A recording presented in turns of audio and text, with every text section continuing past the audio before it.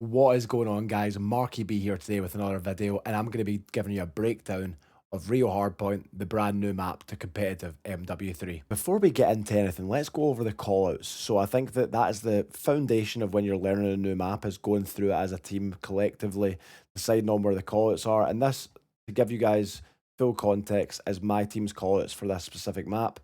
So some other teams at the pro level or in challengers may have different ones, so keep that in mind when you're watching. But for the most part, I think that these callouts should be universal across the board. So really quickly, just going to zoom through the callouts. I just want to make sure you guys have a solid foundation. I think teams will probably have different callouts in these scenarios as well. So it's one of those things where, maybe take some of them, adapt for your own team's needs. But overall, it's a good foundation, and this is sort of our team's call. And that's it for the callouts, but now we're going to get into the map itself. But before that, I'll put a Gyazo link in the description below for you guys to have a look at for all the callouts basically mapped out on this map itself, so you guys can get to grips with the callouts itself. Maybe share it with your team before you go into play it for the first time, or your rank play squad. It's definitely something to do, because at the end of the day, communication is a very core component of competitive Call of Duty, so make sure you get that done. Now going into the map itself, we'll start off with the Breakoff. P1, you have the advantage goes towards red team in terms of getting onto point. So as blue team, you have two choices. You can make pinch plays around the side lanes. You can, pinch through connector. You can pinch through bridge, or you can just head smash point. Obviously, it's going to be a bit of a variation between what your team wants to do in a break-off. I've seen some teams just force smashing hill. I've seen some teams sending a guy to, like these guys sort of slow playing, watching the off angles here, watching the pushes, while maybe 1-2 players hit the sidelines, one guy pinching here, one guy pinching here. Just initially to essentially break P1, it's quite difficult for the blue team. They're a major disadvantage in comparison to the red squad. But as the blue team, you're not going to want to flip here. You're going to want to maintain these P2 spawns for next hill throughout P1. The red team here in this scenario, if they get initial control of P1, they might hit a route, say you're spawning back here, they might start hitting routes to try and flip the P2 spawns. So that's something to keep an eye on for P1. So now for P2, if you're the blue team in this scenario, you've held P2 spawns, you're going to want to make sure that you stop the guy on the initial push making a pinch play, because one player on another team might try and flip spawns on first wave. I wouldn't really recommend, though, the red team in this scenario flipping after like 40 seconds left on P2, because these P3 spawns are massively important for the next one. But again, it is a mixy hill, it is a mixy map in general, so I think that it's one of those things that spawns can continue flip and flip and flip when it's played at that pace. But I think that's one of the things that's going to continue to develop after the, see when you get to 35 seconds, 30 seconds, more than likely the team on the P3 side is going to want to maintain those P3 spawns.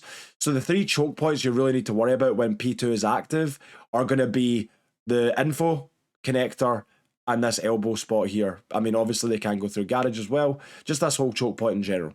Those are the 3 choke points you're going to need to worry about, because after that point, these areas aren't going to block the back spawns. So those are the routes that teams are going to take in order to break P2 without, in theory, flipping themselves when it comes down to the P3. So that's kind of how you want to play the P3. In terms of breaks and stuff like that, I really don't know the best way of doing it. Like I said, I think for the first wave, it's okay to push on the back, but for the most part, after that, you're going to want to hit the shorter routes to essentially try and get them off P2 and keep pressure on there, but not flip the spawns for P3, because that's going to be one of the money hills in the game.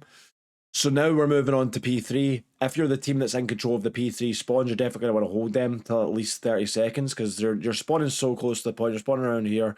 You're spawning so close to get yourself back into the action. You just want to make sure early doors that don't flip. I think the most important lane to cover here is going to be this lane, because this is going to be the route that people tend to take to try and break the hill.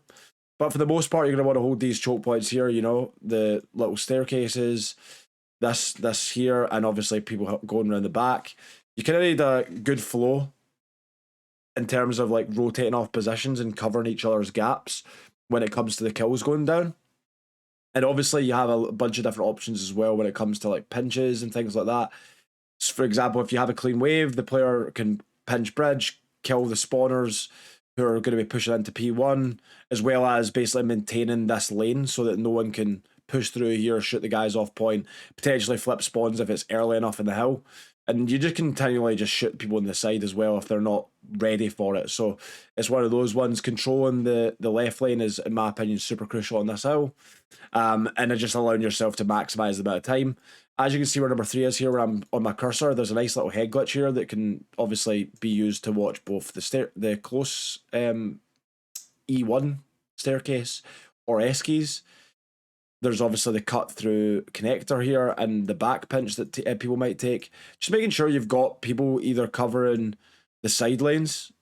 I think that like holding these lanes here and making sure no one's making any pinches is super important, because I think that if people headbutt through info through the staircases, I think you have a lot of angles from the sides of the hill to be able to collapse onto the point and kill them if you maintain those back P3 spawns. So it's super important that you hold the side lanes and stop anyone getting behind you and flipping. That's it for P3. And now we're getting to P4. I think that it's very similar to P2 in a sense. I mean, you're obviously very close to that P2 area, which would be here. The choke points that you want to control are the same. The spawn points are very similar as well. Of course, P4 itself is closer to that of the P3 side, and it can be looked at for connector. So the emphasis on connector control, like here on this hill, is obviously a lot more important, because P2, people are going to be hitting through that, but they still have to come through here and then break P2. Whereas when it comes down to this P4 hill, they can obviously come through, kill this guy, he's on spawn, then this guy who's watching over is forced to overextend to help, or this guy's just basically taking a 50-50 gunfight on the point. So this connector sort of area is very important when it comes down to controlling this P4. But overall, you're going to want to obviously hold some of the same choke points here, here, here, and watching for the back pinch early doors. When it comes down to it, I think this hill is controlled by the head glitches on the street. There's quite a few. There's obviously the one in this truck here. There's one here. And just these long lines of sight, as well as this connector control, and making sure that at the very least, ideally, if you could have someone pushing up to mid-map to basically cut off this entire area, it would be cool. But then again, you're a bit further away from your teammates if they are to just essentially hit through connector and hit front of hill, which a lot of teams might do. I think early doors, make sure you're keeping tabs on the back pinch and the info pinch, but after that, the most important areas are connector and elbow. Now we're getting to P5, and I think when you're transitioning from P4 to P5, you still want to maintain these P2 spawns. For me, I think it's super important. I think both sides can hold P5 here, but I think in particular that the team on the P2 side has a bit of an advantage. Just due to where the head glitches and spawns are, you're going to notice that just looking at the map in general, right, there's this P1, not P1, player 1 truck head glitch that he's on. It's a lot closer to the point, which in my opinion gives you a bit more oomph when it comes to your holds. So I think that here, this area is definitely the better side to hold when it comes down to it. And obviously, if you're holding from the P4 side, it's going to be a quicker transition for you to get through to here. If you're early rotating to P5 as the team that's lost most of the time on P4, say they're still set up on P4 last 30 seconds, and you're like, okay, we're going to rotate early to P5. I think the best play is to making sure you're doing a line setup to the point and like essentially getting control early doors of this side of the point and staying fairly condensed. I mean, you can obviously play spread out. I think that you can just control either side here and then just stop them coming through a bridge. But at the same time, that kind of leaves you in a weird predicament where either of the players on the sideline can get picked off, and then you're kind of setting yourself up to be pinched. So say they rotate around the back to break, say they rotate around this side, they kill this guy's off spawn here. They're then off P4 setting up pinches to kill these guys who are going to then be forced to reinforce point. So I think you just basically put yourself in a situation where you can get pinched and collapse on, unless you play a bit more of a tight setup initially. If you play spread out, trying to cover everything, I think you're going to basically fall short in a lot of situations if you're playing against a proficient team that's going to, wait for each other and use teamwork to single out the guys on the sidelines, because, most good teams are going to be pretty on top of making sure on their first pushes they're at least 2-man in a lot of areas. So I think that for the most part, you're going to want to play a more condensed setup. I mean, there's a bunch of different options you could use, just all playing by the point with one guy kind of playing on an island, just holding that lane himself, playing a bit ratty. Or you can maybe make pinch plays. I think that for the most part, though, you're going to want to make sure you hold this side if you get the opportunity to, just slightly more advantageous due to the spawns and also just where the head glitches are and the positions are, in my opinion. I think you just win more gunfights from this side, and this is just how it's been playing out in EU Challengers so far. I could be completely wrong in a week's time, but I think this is a good foundation to go from on Rio Hardpoint. And hopefully this and the callouts have helped you guys out in terms of understanding the map as a whole. Obviously, very basic level at this stage, not wanting to give too much away, but just wanted to give you guys a bit of an explanation of the map as a whole and sort of where to go from and what to improve in. As this continues to develop, I might do a future video, or maybe just when Rio gets into CDL, I might do some analysis on how teams are playing it. And that is it from the video, guys. Hopefully you guys enjoyed. Make sure you like, comment, and subscribe. Comment below any questions you have for me, or if you have any recommendations for future things you'd like to see as well, make sure you get that in there. I'd also like to add that I'm also on Fiverr now as well. So the link for that will be in the description below.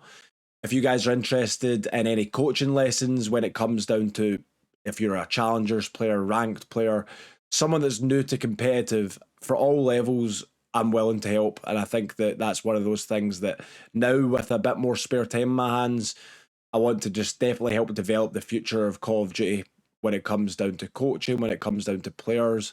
And I think that I can help out. I've got a lot of experience, of course, working with CDL teams and challengers teams in the past. So if you're interested, make sure you click the link and you can see for yourself what I can do for you.